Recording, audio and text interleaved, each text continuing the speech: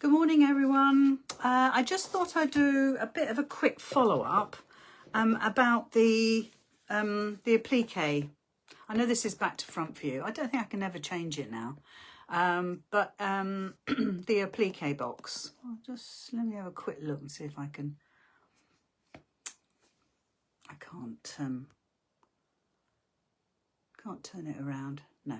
Oh, no, that's not the right one. Okay, so anyway, it's about the card deck, the Quilt Builder card deck, because it was kind of irritating me a bit that I wanted to know how how I can enlarge stuff, because although it gave us the percentages of what we could enlarge things with, but I thought, well, the only way that's going to happen is if we go to a printer, if we go to an actual printer and ask them to print it X size, so it would cost us money. And I thought, oh, I don't want to do that.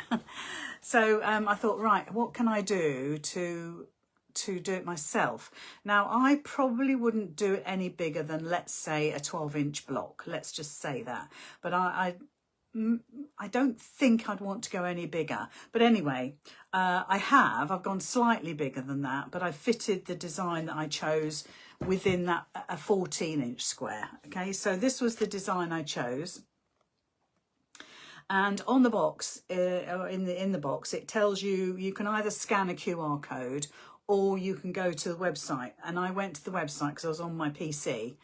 Obviously, it depends what device you've got, etc., etc. But I put the URL in my PC and I got the website up, and I got all of the patterns in an 8-inch size block. So in other words, the one that I chose, which is this one, I printed off that size, which is the 8-inch block size. Now, some of these will be fine, 8 inches, but a lot of them, well, let's say 50-50, that is still a little bit small.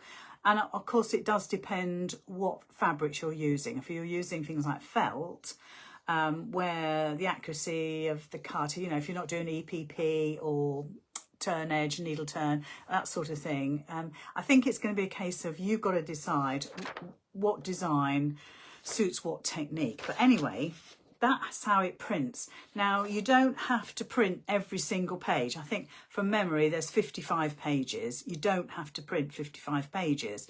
When you go to print, you can click on your printer, you'll be able to click custom page, and you just put in the page number. I think, gosh, what page was it? I think this was, let's say, page 15. I just typed 15 in where it said custom, and I got the one printout. Now, you may want to print all the pages, that's up to you, but I just wanted one page just to experiment. Now, obviously I've only got an A4 printer, and it's possible that you'll only have an A4 printer. So then I thought, oh, well, how can I make it bigger? If I want this a 12-inch block, how do I make it bigger? Well, John's got an A3 printer, so, he would print it out for me, A3, fine. But what about if you don't have an A3 printer? So I'm thinking, what would you do? So otherwise, if you've got a local print shop, that type of thing, does the library still do it? I'm sure somewhere there's printers perhaps local to you that would have the bigger sizes, okay? But I think, why should we pay for it? So what I did was I scanned in it. I've got a printer that has a scanner, okay? So that's maybe something that you have or you haven't got, and I've got another option, okay? So I put this in my scanner and I scanned it. And then I went into a bit of software that I have, which isn't free, so I'm not going to tell you about it. And I enlarged it to a 14-inch square. Okay, so I fitted the design into a 14-inch square. When I came to print it, of course, I've still only got A4. So I jiggled the picture about and I managed to print it. Let's pick up the right one. That's not the right one, that's this one. Picked up, managed to move the design around that shape. So when I printed it with 4 pieces of paper. You can see all my sellotape. And I managed to get it to that size. I haven't measured it. but it's probably about 12 inches. Okay, that's what I figured. So I'm thinking, okay, that's good. Yeah, I've done that, but not everybody has a bit of software. But what everybody does have is a Word document, and I've just done it. I managed to print the same thing, here we go, with a Word document. Now, best will in the world, you do have to know how to use Word. You need to change the custom size from a blank document to, mine only works in centimetres, which is a bit annoying since I'm an old gal. So I changed it to 35 by 35, which is about 14 inches. And I enlarged the design to fit that. And then again, when I go to print, I can only print A4. So again, I had to shifty it around to print all the pages, okay? Which gave me this. And you can see that there's 4 pages sellotaped together. When I had done that, in my wisdom, I thought, hold on a minute. With this particular design, this is merely a layout, right? This is merely a layout. What we want are the pieces that are numbered, okay? So the pieces that are numbered are the only pieces that we want, because the rest of it is a repetition of these pieces. So in truth, you don't need to print 4, okay? It's great for placement, you know, if you're worried about where things go, and it works out pretty obvious when you start. Once you've made all the pieces, let's say, it's pretty obvious where they go. But all you need for the templates are the ones that are actually numbered. So that kind of cuts down your printing, because perhaps you only need, well, in this particular instance, you only need 2 pieces of paper printed out to get the numbered pieces, okay? So in actual fact, you can cut your workload down by half, and you can cut down your printing by half, because literally all you need are the pieces that are numbered, okay? So we're kind of learning as we go along. But that is the 8-inch, and that gives you a good layout guide. Depending what technique you use will depend on, I think, how you would cut out your templates. So for instance, I'll use this as the example since I've got it in my hand. Let me just try and get rid of the comments that are watching on my screen, and I can see it better. Right, so for instance, this shape here, you know, you can see you've got a sort of crescent shape or whatever, that shape. Now, I wouldn't cut my piece out that shape. I'll be honest. I'm going to cut it out. I would cut it out. Follow the line there, follow the line there, follow the line there. So I've got one big piece.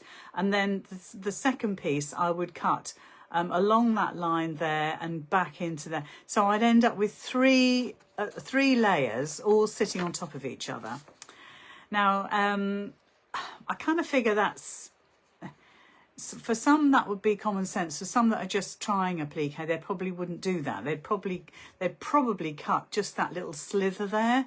Now you could, for goodness sake, you could, you know, if you're using, I'm going to say felt again because that's a good example, and then you can just butt them up against each other and you can just glue them down or stitch them down. You can do that, but I'm just thinking for accuracy, I suppose, and neatness, I would cut this whole, so this, what number is that? Number 1. So number 1, I would cut along the outside edge there, and then in, and then up and around. Now don't forget, none of those templates have seam allowances. So if you're doing needle turn, or I'm doing the Applique method at the moment where it needs 3 millimeters, 1/4 of an inch bigger, the fabric to be big all the way round. If you did the freezer paper technique, again, where you're going to fold over your paper onto a template, you need to add the seam allowance. This is literally just the template, okay? So for a raw edge applique, you don't need to cut it any bigger. You would just need to trace that shape onto, whatever, freezer paper will do, copy paper, whatever floats your boat. Use a light box if you can't see a window, that type of thing. And then you can just layer up your shapes and do your free motion. Okay, so raw edge applique, that's fine. But any other method, you do need to add your seam allowances. So really, having spent the last hour and a half fiddling around with this, I thought, well, I need to share my tiny little bit of knowledge. If anybody knows anything else of how they can enlarge the designs using their home printer, then let us know, because everybody will want to know how to do that. And it's great that they've given us the sizing here of how much to enlarge to get the size you want. Well, percentages, that's brilliant. But only if you've got a printer that is, you know, it's always after the event. You think, hold on, I've only got an A4 printer. It's only ever going to print the size of an A4. But actually, by using, I've got a bit of software called Affinity Publisher, and I managed to do it quite easily in that, and that's how I got it. But I thought, well, you've all got something like Word or OpenOffice, and I did exactly the same.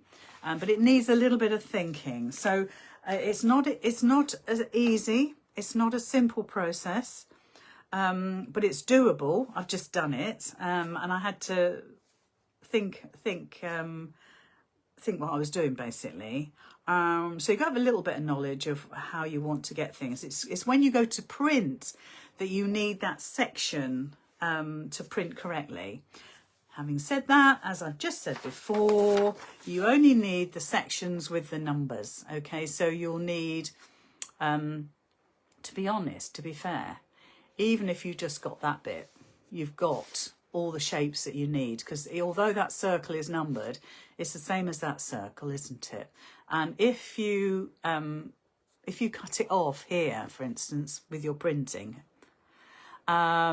that is a shape that you could easily hand draw in. So you might get away with just printing just one A4. So the printing is basically just to get the templates, not to get the whole design. I think that's probably what I wanted to say to you above all else, is that you've got the layout because you've got that printout which works. I just typed in the URL, the QR code just the same, but I on my PC, so I needed to type in the URL and it worked. Just print off that one page you need and you've got your layout. So I think it's going to be one of those learning processes, and I could show you what I did on Word, but when it comes to you doing it, it's a different ball game, isn't it, really? So you've got to have that confidence with Word. Otherwise, just go to your local printer. You can send them away. You know, Fabric Godmother, I'm sure you'd be able to send them away to her to print up into a bigger size if you want to. So that's really all I came on to say. That I've learned something this morning, which is great. I do love to have a bit of learning, and actually this design that I printed out I should probably do because I really like it. That's why I picked it out of all the ones on there. So that's it really. As I say, if anybody's got any other simple way of actually managing to do this, the enlarging, etc., then please share, because we would all love to know. But anyway, it works, it's fine, it does what it says on the tin, and do enjoy. But it is the Quilt Builder applique set. I'm sorry it's back to front. I can't change it. Oh, hello, people are saying hello to me. Hello, Nicola. Hello, Eileen. Hello, Mandy. I didn't expect anybody to watch. I just did it as a quick video, just an update, because we need to know these things. So if you've gone ahead and ordered it and you think, hold on a minute, how do I get them bigger? How's this going to work? Because you want them bigger than 8 inches. I mean, that's because they've fitted it onto an A4, haven't they, for everybody? So I can understand why they've done it at 8 inches. But some of the designs, I mean, let me just quickly pick one out. as I say, it depends what sort of fabric. Well, yeah, here we just picking one out at random. Hold on, let me get those out of the way. That, for instance, on an 8-inch block, that's quite, could be quite tricky. Can't find another one offhand. But obviously some of them would be fine. You know, that it'll be fine. But yeah, so it's getting the best out of what you've got, isn't it? You spent your hard-earned money on it. You need it to work for you. So I am here to help you with that task. Anyway, have a good morning. Have a good day. Have a good morning. I'm off to care for my dad shortly, and that's me out for the rest of the day. So have a good one. I'll speak to you all later. Bye.